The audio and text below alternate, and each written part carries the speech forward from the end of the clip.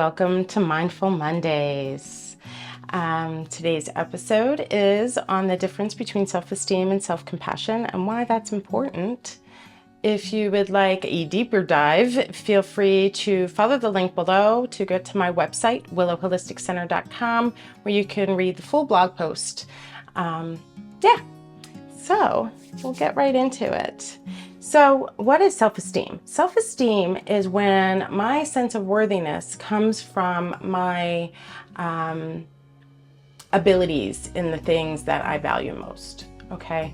So if I value physical attraction, for example, my value will come from whether or not I reach certain benchmarks, whatever those might be for physical attraction. Another possibility is career path, maybe becoming an executive, okay? And once I reach that mark, then I can say that I'm worthy.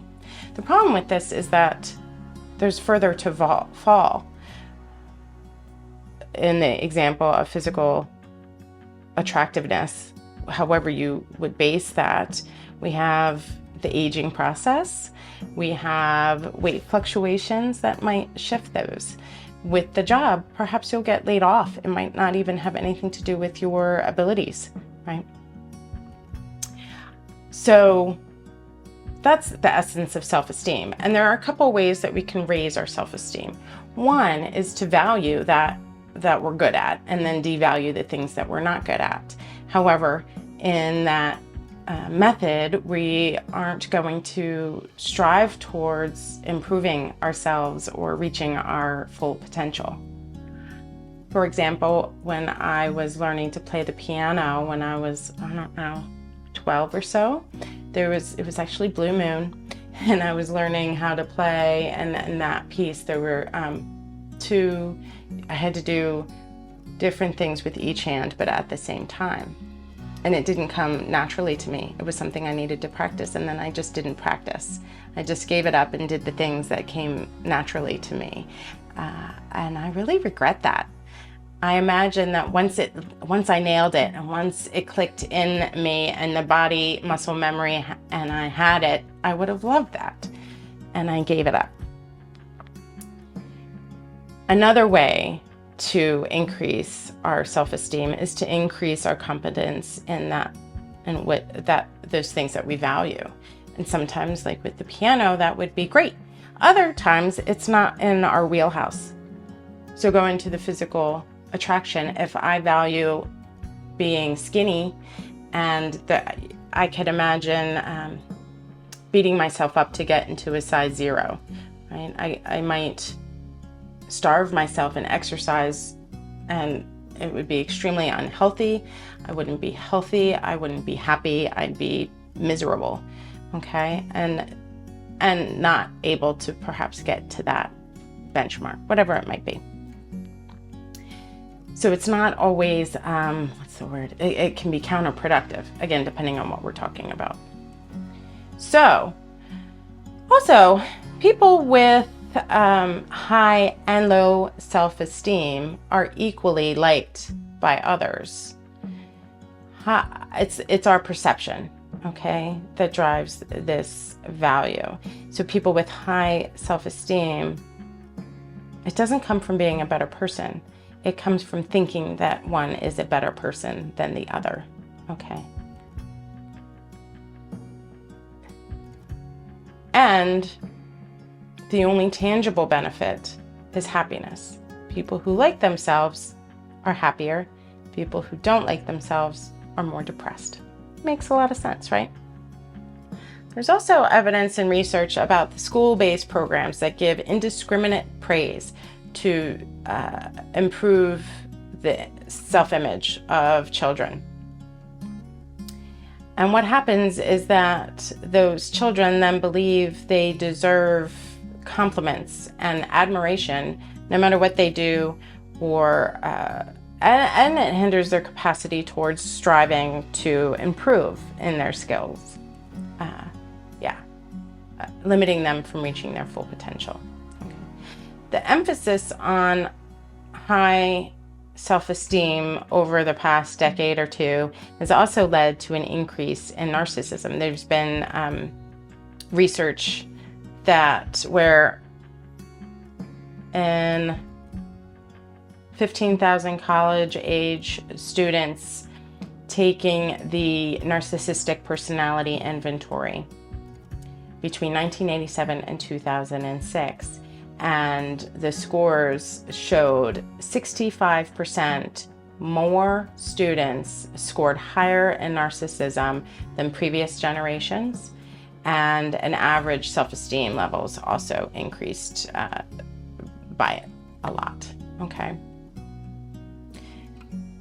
There's also a popular belief, one in which I had learned along the way as a therapist even, that narcissists have low self-esteem and they're overcompensating for that low self-esteem. Well, research has showed that that is not the case. Narcissists believe that they are better than others, both inside, and then they expect it outside as well.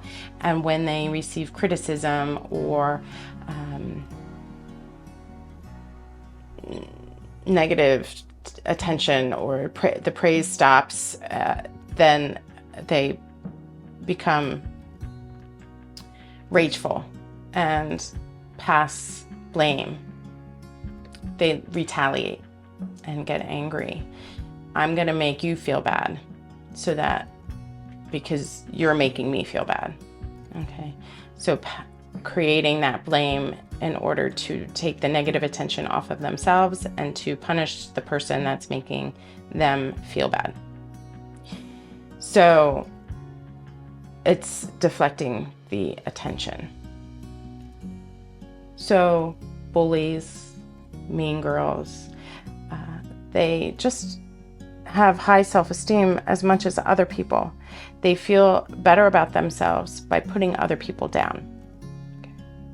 When people with high self-esteem are insulted, they might lash out more when they're in a narcissistic lens. So high self-esteem can be healthy or unhealthy. It all depends on the source of that self-esteem. Do I have to feel good about myself by making you feel bad? Then that's unhealthy self-esteem, okay? So the difference is with self-compassion. Self-compassion does not capture and define the worth or essence of who you are based on your strengths and weaknesses, okay? It honors both your strengths and weaknesses. You're intrinsically valuable, right? As human beings, we all have strengths and we all have weaknesses. We can't be above average in every area, although the larger population thinks they're above average in all areas. We can't always be above average, okay? Yeah. Mathematically, it doesn't work out, right? So self-compassion is also mindful of the present experience. We're ever changing, right? I might have a weakness in one area and I can strengthen that. And perhaps I'm doing really great in one area, and then there's a week where I slip off, and you know, my worth doesn't change regardless of where I am on that trend. Science shows that self-compassion offers the same benefits as self-esteem, but without the downside. When we're self-compassionate, we have less anxiety and depression, and we're more happy, we're more confident, we have more optimism and positive emotions. Okay? And when things go wrong or our ego is threatened, we're better able to accept who we are regardless of how much praise we're getting, regardless of the praise or the criticism. We're able to receive the feedback and use that to improve rather than to lash out and not accept the constructive feedback that might actually be helpful.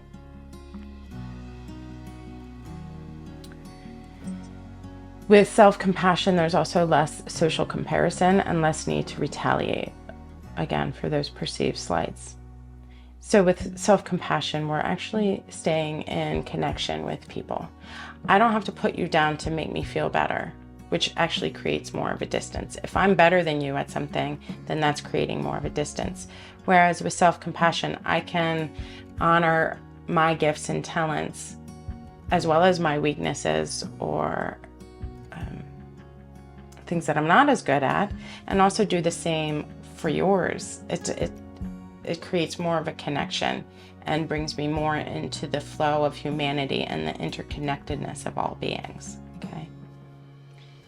So that is the difference between self-esteem and self-compassion, and why it's important to strive and work towards greater self-compassion and look at, instead of self-esteem, how much self-compassion do I have the capacity for, as opposed to self-criticism.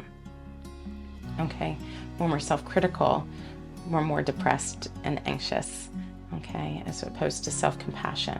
I can love and honor myself and find my self-worth even when I'm not the best at something. Okay, so for the teachable takeaway this week, I am asking you to really evaluate yourself with a clear lens. Okay, so make a list out of the, wherever you are, culturally valued traits and characteristics, personality characteristics, okay? And rate yourself. What are some 5 characteristics or traits where you're above average, 5 where you're average, and 5 where you're below average, okay? And see what comes up for you. Can you honor and accept all of it? Okay?